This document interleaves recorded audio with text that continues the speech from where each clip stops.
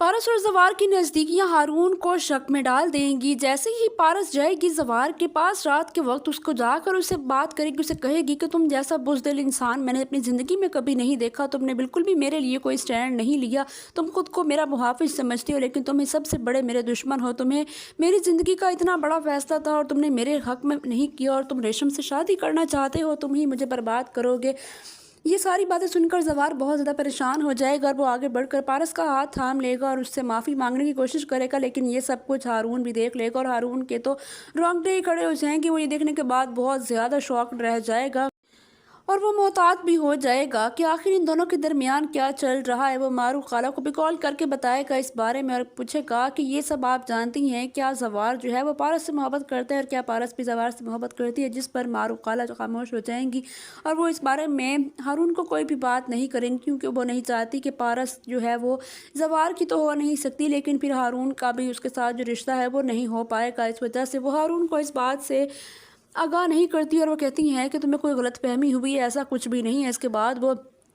Call करेगी पारस को और उससे भी पूछेगी कि आखिर तुम दोनों के दरमियान क्या चल रहा है और तुम ये ऐसी हरकतें क्यों कर रही हो। हारून का रिश्ता भी हमारे हाथ से चला जाएगा और इससे अच्छा रिश्ता तुम्हारे लिए कोई भी नहीं हो सकता। तुम वहाँ जाकर सेटल हो जाओगी यूएस में उस लड़के के साथ और तुम क्यों नहीं चाहती कि तुम्हारा रिश्ता उसके साथ हो जाए। जिस पर जो पारस है वो अपनी खाला मारूफ से कहती है कि मैं तंग आ गई हूँ रोज़ रोज़ की इन बातों से, मैं नहीं शादी करना चाहती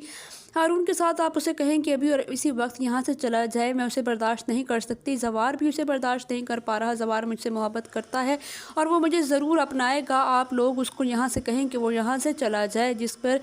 मारूफ खाला जो है वो बहुत ज़्यादा जो है उसको समझाने की कोशिश करेगी और कहेगी कि हारून ही तुम्हारे लिए बेस्ट है, मैं तुम्हें नहीं चाहती कि तुम डिग्रेड हो वहाँ पर उस लड़की रेशम के सामने। और लेकिन हारून जो है वो बहुत ज़्यादा चौकन्ना हो चुका है और वो दिन रात इन दोनों पर नज़र रख रहा है कि आखिर इन दोनों के दरमियान क्या चल रहा है। और वो जानबूझकर पारस की और ज़्यादा क्लोज होने लग गया है ताकि जो जवार है वो उससे दूर हो जाए और वो समझ जाए कि पारस जो है वो सिर्फ हारून की है और जवार की नहीं हो सकती। लेकिन जो पारस है वो तो बहुत ज़्यादा दूर दूर होने लग गई है हारून से और हारून भी ये चीज़ें नोट कर रहा है और वो सबके सामने भी ये बात कहता है कि ये बहुत ज़्यादा बातूनी थी, बहुत ज़्यादा बोलती थी, जब ये बातें करती थी तो किसी को बात करने का मौका ही नहीं देती थी, लेकिन अब ये इतनी खामोश क्यों हो गई, ये पहले जैसी पारस नहीं रही। जिस पर जवार उसे कहता है कि मुझे इस बात का कोई इल्म नहीं है, हमारे साथ तो ये शुरू से ही ऐसी ही है। दूसरी तरफ जो है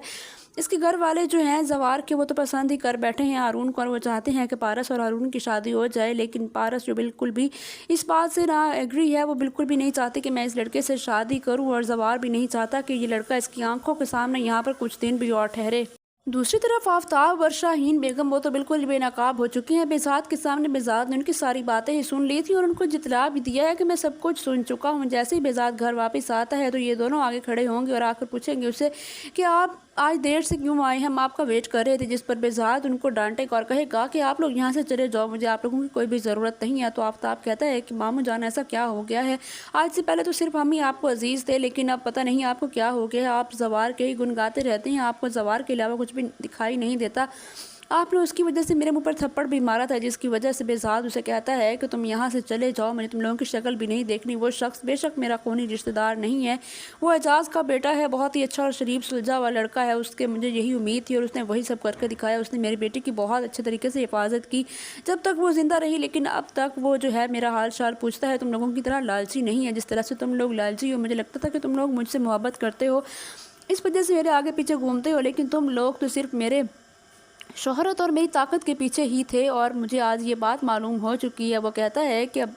जवार ही मेरे लिए सब कुछ है, उसके अलावा मुझे तुम लोग बिल्कुल भी पसंद नहीं हो और यहाँ से चलते बनो। शाहीन बेगम आगे बढ़कर अपने भाई को बहुत ज़्यादा मनाने की कोशिश करती, लेकिन वो उसकी कोई भी बात नहीं सुनता। दूसरी तरफ जो हारून है वो सबके सामने बैठ कर कहता है, पारा से पूछता है कि तुम बताओ कि जवार को मेरी कॉपी करनी चाहिए या मुझे जवार की कॉपी करनी चाहिए। जिस पर एजाज से डांट देता है और कहता है कि बेटा ऐसी बातें नहीं करते, लड़कियों से ऐसी बातें नहीं पूछते, लड़कियों के लिए तो